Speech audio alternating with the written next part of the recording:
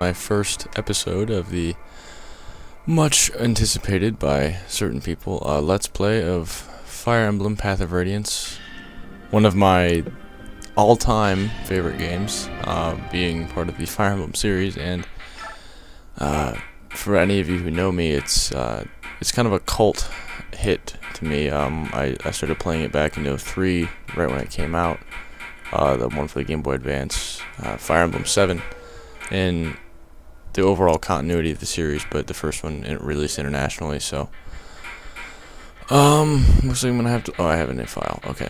I'm gonna start a new game here, and we're gonna just play on normal for now. Considering I've beaten the game before, you have an option of using fixed level ups, but I'm not gonna do that, because we're gonna use the random level ups, because that is what Fire Emblem was all about, is being subject to the random number generator goddess, god, whatever you want to call it. So, starting off, I am extremely experienced with this game. I've beaten it many times, so I'm going to use the characters that I feel I like the most. I'm not going to have a huge try-hard run-through for this. I don't plan on resetting a lot or anything like that. I'm just going to kind of take what I can, because I don't know. I feel like I'll be able to deal with whatever the RNG goddesses decide to give me. But the voice acting in these cutscenes is utterly hilarious. I think, especially Ike's voice is just horrible. Not to mention the likes of Mist and Grail, whatever you want to call them, are just kind of funny too. So. Yeah, I'll probably just shut up for the rest of it, even though it's not that important.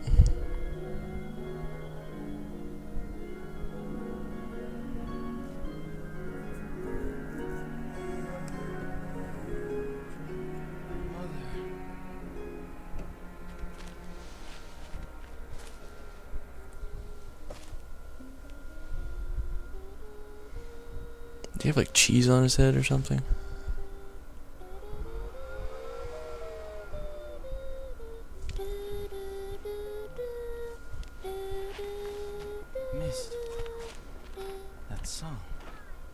Okay, just straight up one of the worst voice acting examples I've seen in recent games. Not comparable to Dynasty Warriors 3, but it's pretty close. Okay, finally on to gameplay. Prologue, Mercenaries. Yeah, and let's see here. Are you alright? You know, I don't really feel like reading. You all can read. If you really want me to read it, just tell me or something, and I'll do it like classic Let's Play fashion. I'm not really into that whole deal, because I think it sounds stupid, so you all can read. If not, I'm sorry about your literacy.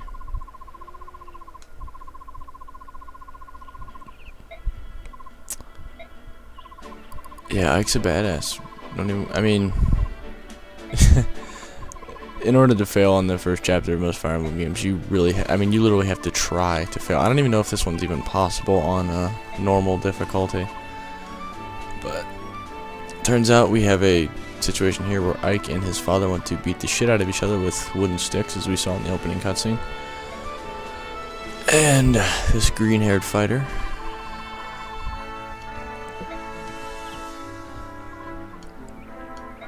you know, I never really liked Boyd.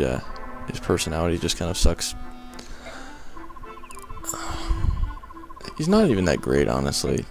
For those of you who have played before, I know you'll probably give me flack about that, but I have very specific character tastes when it comes to these games, so.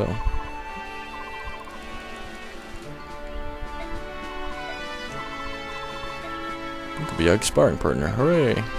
That's great. Just send one of your best mercenaries, allegedly, to beat up on your young newbie son. Okay.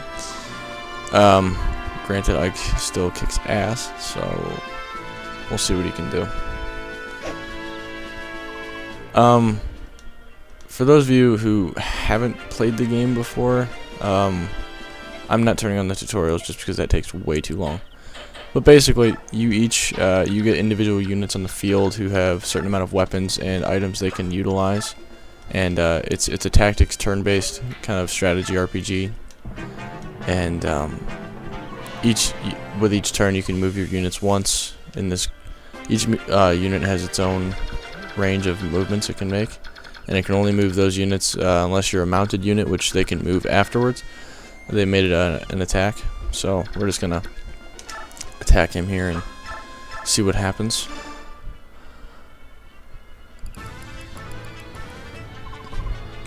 But the combat scenes are honestly pretty unimpressive. The Game Boy Advance ones seem a lot better. Coming from this, granted the game did come out in 05, I believe, so the graphics, even by GameCube standards, are not terrific, and I'm playing it on HDTV right now, so it might not look perfect. But yeah, the combat is definitely unimpressive in terms of visually, but I don't know, it's still incredibly addicting to play the game, just the idea of it. But I might even turn the battle animations off eventually because they're so poor. So that was easy. Basically impossible to lose a section like this, and now we have to fight Ike's father again, who, if given the right circumstances, would kick practically everyone's ass in the entire game, but I won't have any spoilers, of course. Oh, well, he looks far more intimidating than me, but yeah. Skills, I don't think Ike has any, no. Okay, we're gonna attack him again, and see, actually there is a point to where you could lose this fight, but I'm just gonna wait for him to counterattack. Therefore, I won't lose. If you could see the damage screen, it doesn't show on here, which is strange. It's one of the first games to do that, but noticing he did 6 damage to, or 6, I think. Now is time. You can obviously move the camera and everything, but looking at his attack is 11, and my defense stat right there is 5, therefore you subtract them. That's how much damage you will take, and we're going to use a healing item here to boost our chances of survival, and wait for him to attack us again, at which point I think we can actually just straight up kill him, so yeah, we'll do that next turn. But Ike is incredibly close to leveling up, and after he levels up, I will explain how the level up system works. But if you don't know those stats right now, I'll probably explain them all later if you're confused. But combat is really simple in this game. There's a few fundamental things you need to learn, but you know. So there we have it. We've beaten the first level in the game, and there we go. Let's see how shitty my level ups are gonna be.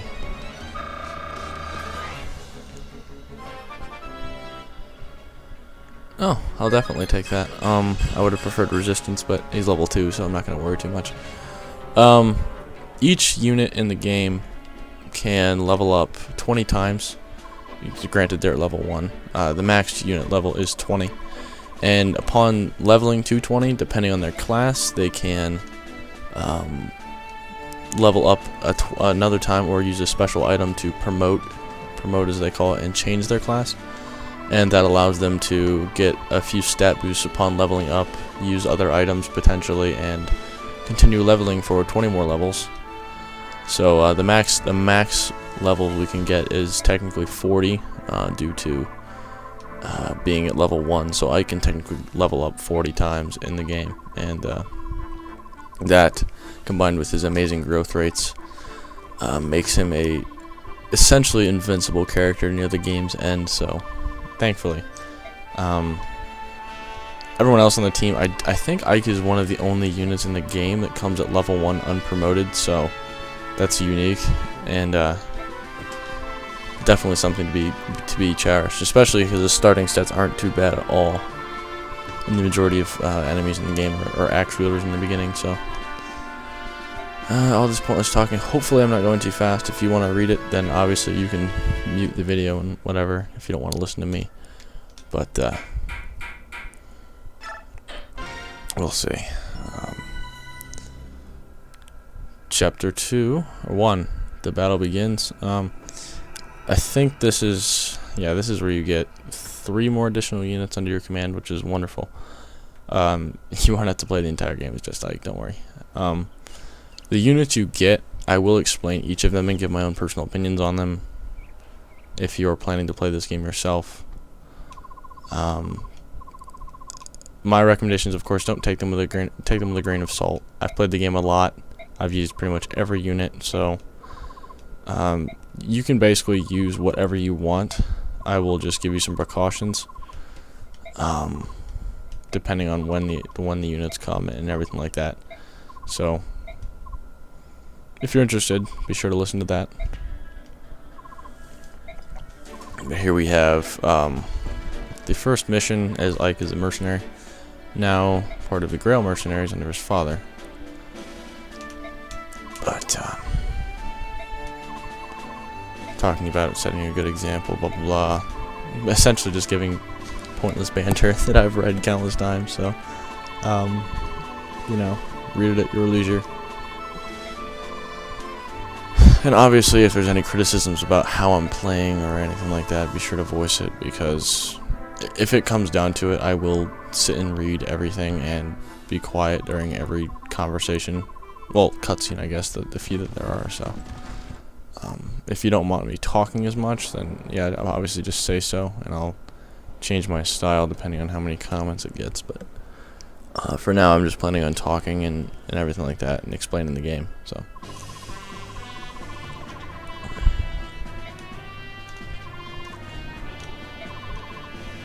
Now this is actually important, so I will probably read this, but what they're saying is that on the map, every red unit is an enemy, and depending on if they have a name or not, you can recruit them. It's rare, and it's actually really rare in this game. There's only a few talk recruitment opportunities, even less in the sequel, which is strange. But basically, this whole point through the dialogue is they're basically saying, don't overuse your lord, which is the Ike character, because if he dies within the journey of the mission, the game is over. So, keeping that in mind, it's definitely wise to adhere to that and let your other units get some experience.